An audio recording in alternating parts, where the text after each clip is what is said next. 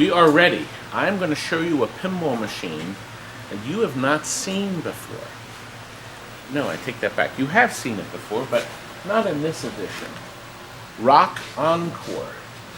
What a beautiful game. Now, what makes this unique is that, oh, what was that? What was that? The time clock. It's 10 minutes to 7. I can't hang around and have 9 lousy hours. lousy hours. These people, they work nothing and they go home. And see, I'm dragging. Can't hardly make it. I work too hard to do it.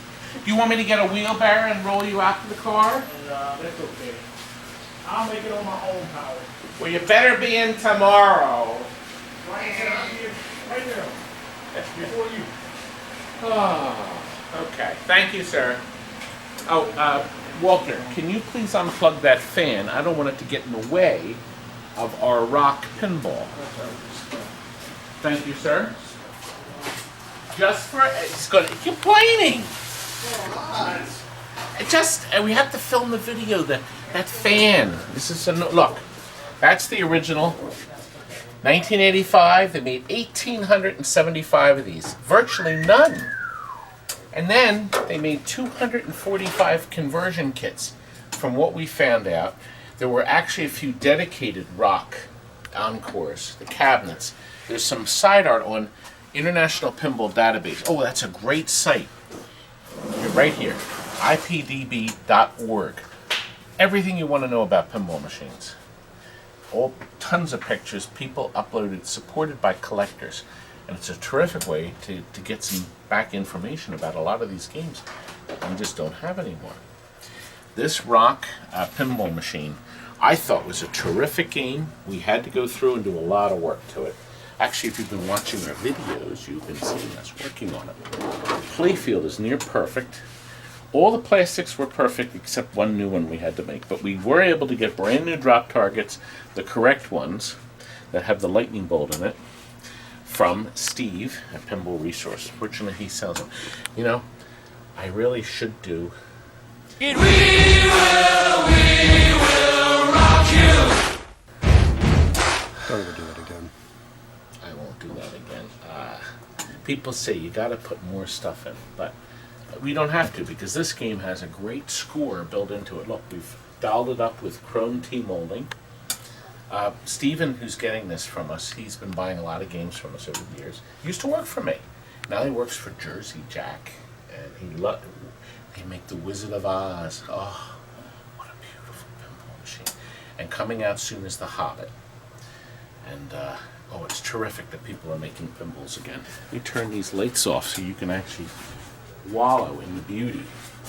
This has an advertising circuit in there. A very simple thing. Has a relay that turns off the GI and turns on one of those animator boards that's in the black hole and haunted house, and the animator board just animates these blue loop here, and then it turns on these 3 red lights. It actually animates it. It does it quite often to watch. All the blue lights go off and just the 3 reds are on, and just the blue are on. But it does keep these 2 at the bottom. Really clever, sharp stuff from Gottlieb. You know, if you think about it, very basic design and terrific idea. The game has a really, really clever theme too. Now watch, rock, and look down here. Each letter adds, it adds up here too. Now watch, then it does this. What a nice little effect. Done by a relay and a little bit of programming. Now as you play the game, you add letters to rock and roll libs. You can do it simply by rolling through these lanes, which almost always feeds it through there. It didn't in that case, but see, normally it feeds it right through like that. So see, now as you add more letters, now watch, this will reset your letters again. You get them back on. Wasn't that nice, that effect? Did you see how they flickered it? See, it's flickering. Now watch, it'll blink. See, it blinks them, and then they come back on. Really nice stuff. Now, up top here, you have to try to spell these in order. To get them out of order, it's not going to help. But as you add them, you see how the music adds, and the little synthesizer adds a little more music to it. Now I got more music. Really nice stuff. Now here's your spinner target that brings in, that's your drum, adds all that nice. See, now I only have to spell the last L, and now lives. Now when I do that, give me a couple more, reset.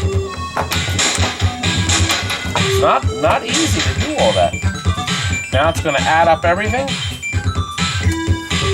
And now my extra ball light lit.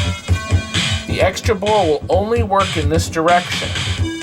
Sometimes when that one's on, I could just roll through the one. So I want to go up here, roll down there, and have to do a little faster. There we go. Had to be a little faster to score. And there she is. Really nice stuff. See, I'm just not playing fast when you play with your finger. Now watch, I want to show you something else. I'm up to level 2. Level 3, more music. Level 4. Now see what happens now? Isn't that sharp? You try to get your level 4. And I'm treating that.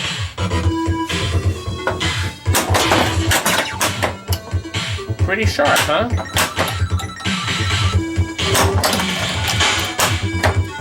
And I like that fact that shot always feeds it to the small flipper. So if you go up here, you always get a chance to at least get a shot with your flipper. Now, of course, this will feed it right to this flipper.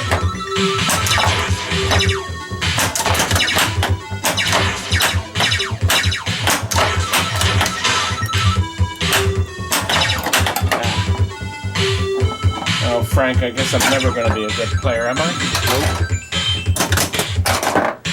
Nope. Anyway, basic pinball at its best. Let's take a peek in the back, Frank.